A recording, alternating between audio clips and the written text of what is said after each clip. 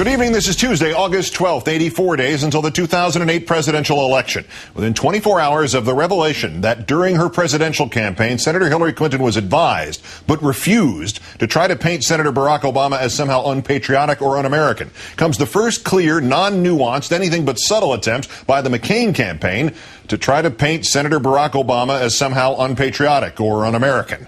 The fifth story on the countdown, and it's all been dressed up in the guise of seeming bipartisanship by the politician who defines the age-old warning that there is no zealot like a convert, Republican in everything but name, Senator Joe Lieberman. At a campaign appearance today, Lieberman, a strong ally of McCain's, introduced the senator by saying the race is between, quote, one candidate who has always put the country first, worked across party lines to get things done, and one candidate who has not. The mudslinging then quoted later today in an official McCain fundraising email, the website Talking Points memo reports, despite last month's pledge by McCain's campaign not to question the patriotism of Barack Obama. The strategy of questioning Obama's Americanism, first laid out by Clinton chief strategist Mark Penn in one of 200 campaign memos just obtained by the Atlantic Monthly, about which more coming up. First, the Penn memo, March 19th, 2007. Quote, all of these articles about his boyhood in Indonesia and his life in Hawaii are geared towards showing his background is diverse, multicultural, and putting that in a new light. Save it for 2050. It also exposes a very strong weakness for him. His roots to basic American values and culture are at best limited. I cannot imagine America electing a president during a time of war who was not at his center, fundamentally American in his thinking and in his values. Penn's recommendation, a campaign of insinuation to emphasize Obama's, quote, lack of American roots by literally using the word American a lot and waving flags a lot. Quote, we are never going to say anything about his background. We have to show the value of ours. Quote, the right knows Obama is unelectable except perhaps against Attila the Hun, wrote the man whose candidate proved less electable and whose advice helped to sink her. But with McCain now attacking Obama's patriotism, it remains to be seen how deeply he can mine Obama's childhood, during which, even though he did indeed spend part of it in Indonesia, he was raised largely by a single mom and World War II veteran granddad in America. Vital details insomuch as McCain, too, was raised almost entirely by his mom in a military family and also had an itinerant childhood and, unlike Obama, was not even born in America. John McCain was born in Panama. Let's bring in MSNBC political analyst Howard Feynman, also senior Washington correspondent for Newsweek magazine, who was at today's McCain festivities in Pennsylvania. Howard, good evening. Hi, Keith. What happened to the McCain pledge of not questioning Obama's patriotism? I mean, if it does not include patriotism, what exactly does the Americanism mean exactly?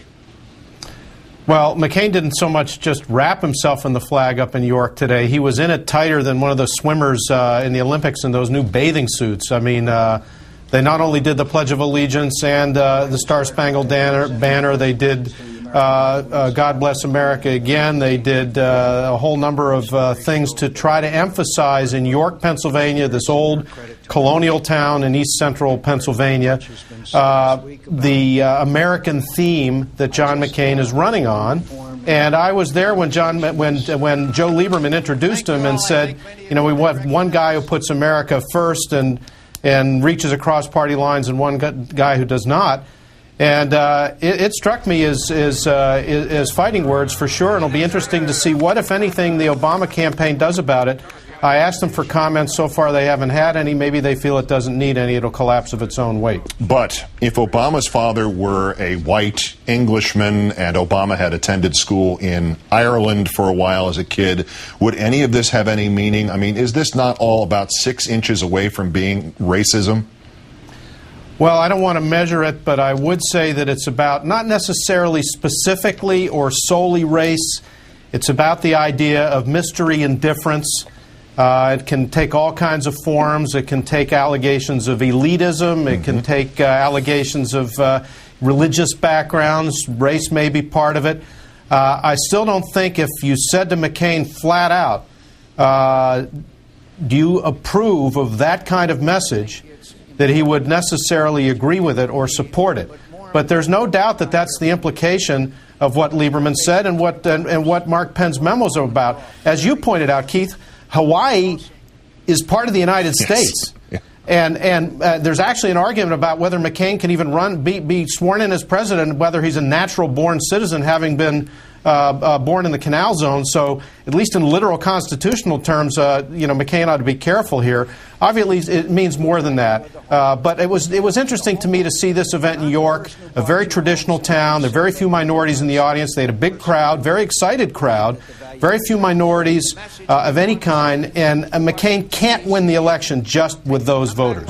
Oh, and let's also be clear that whatever it says now, clearly when McCain was born in the Canal Zone, that was considered U.S. territory. So there's not actually a question of it, but it is kind of odd that the guy who was born in essentially South America is questioning whether or not the guy who was born in a United States state is American enough. And the other irony here, was it lost on whoever gave the green light to this inside the McCain campaign? Was it lost on Mark Penn that Americanism, when we wave the flag, we think of it in terms of equal opportunity, no matter heritage, religion, father's income, line of work.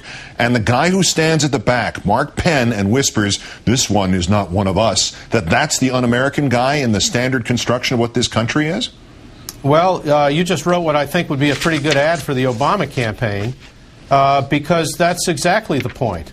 And I think Obama, in many ways, the Obama story is the American story.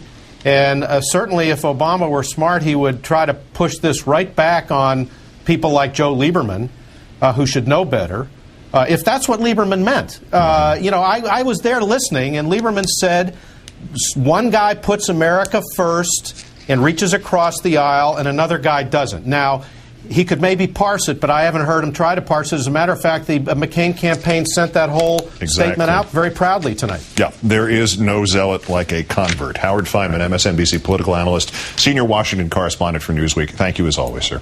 Thank you, Keith.